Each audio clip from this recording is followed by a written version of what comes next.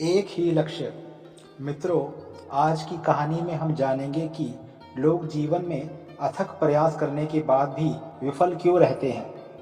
सही योजना और सही संसाधनों के बावजूद भी उन्हें निराशा ही क्यों हाथ लगती है। तो चलिए शुरू करते हैं आज की कहानी। आर्य नगर नाम का एक राज्य था। उस राज्य के राजा रविदत्त बहुत ही शांत और न्यायप्रिय राजा थे। उनकी रानी भी बहुत दयालु थी।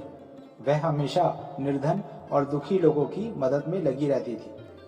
उनकी एक पुत्री थी जिसका नाम राजकुमारी कल्पना था। वह बहुत ही सुंदर थी।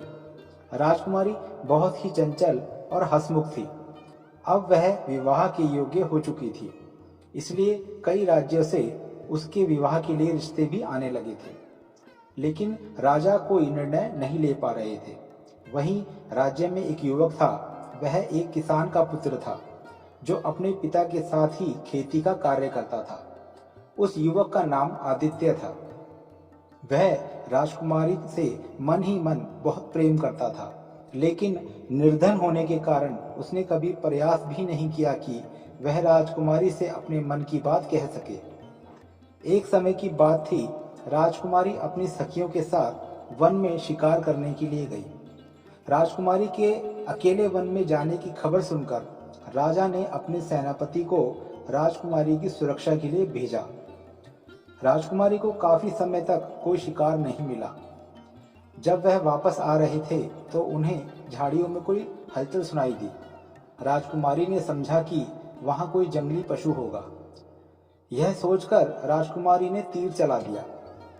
जब उन्होंने वहां जाकर देखा तो तीर किसी ऋषि को लगा था और वह वहां दर्द से कराह रहे थे। क्रोधित होकर ऋषि ने राजकुमारी को श्राप दिया कि वह एक गिलहरी बन जाए, और वैसा ही हुआ। जब सेनापति भी वहां पहुंच गए, उन्होंने ऋषि से राजकुमारी को क्षमा करने की याचना की और बताया कि वह एक बालिका है और नासमझी में ऐसा कर बैठी। अब ऋषि का क्रोध कुछ शांत हुआ और मरते मरते उन्होंने बताया कि यदि उत्तर दिशा में स्थित आदिकोटि पर्वत पर उगने वाले फल को राजकुमारी को खिला दिया जाए तो वह ठीक हो जाएगी। सेनापति गिलहरी बनी राजकुमारी को वापस ले आए और महल में उन्होंने राजा को सारी कहानी कह सुनाई। सभी दुखी थे। उन्होंने कुछ सैनिकों को आदिकोटि पर्वत पर भेजा वह फल लाने के लिए, लेकिन कई दिन बीत जाने पर भी कोई वापस नहीं आया। राजा हैरान थे। अब उन्होंने अपने कुछ चुनिंदा वीर सैनिकों की एक टोली को भेजा, लेकिन कई दिन बीत जाने पर वह भी वापस नहीं आए। राजा और सेनापति समझ गए थे कि उस पर्वत पर कुछ तो अजीब है जो कोई वापस नहीं आया। उन्होंने ऐलान करवा दिया कि जो भी आदिकोटि पर्वत से फल लेकर आएगा उसे बड़ा इनाम दिया जाएगा। लेकिन आदिकोटि पर्वत के खतरनाक रहस्य को सुनकर किसी का साहस नहीं था कि वह वहां जाने की सोचे भी।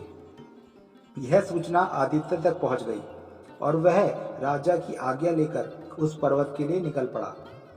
रास्ते में उसे कई चुनौतियों का सामना करना पड़ा, लेकिन वह आदिकोटि पर्वत पर पहुंच ही गया। आदित्य अभी आदिकोटि पर्वत के नीचे ही था कि एक मनमोहक सुगंध आने लगी। उस सुगंध से आदित्य अपनी सुध खोने लगा था। किसी तरह आदित्य जब पर्वत पर चढ़ा तो वहां कोई नहीं था। वह सोचने लगा कि वहां आने वाले सभी लोग कहां चले गए। उसने पाया कि वह सुगंध पर्वत पर लगे वृक्षों के फलों से आ रही थी। आदित्य को ऐसा लगा कि वह फल उसे खाने के लिए विवश कर रहे हैं, लेकिन आदित्य को राजकुमारी की चिंता सता रही थी। उसने एक फल तोड़ा और उसे अपने कंधे पर लटके थैले में डाल दिया और बिना कुछ सोचे पर्वत से नीचे उतर आया। आदित्य के उतरते ही पर्वत पर लगे फलों के वृक्ष गायब होने लगे और उनकी जगह मनुष्यों ने ले ली। उनमें आर्यनगर के सैनिक भी शामिल थे।